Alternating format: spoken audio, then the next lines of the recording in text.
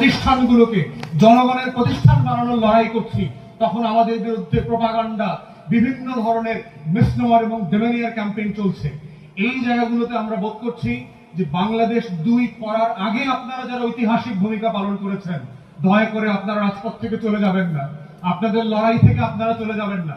আপনারাও এই দেশের নাগরিক, আপনারাও 24-এর যোদ্ধা, আপনারাও 24-এর আন্দোলনের অন্যতম অংশীজন। অতএব বাংলাদেশ 2 গড়বার যে চলমান লড়াই আছে, সেই লড়াইয়ে দায় দরদের রাজনীতি আমাদেরকে তৈরি করতে হবে।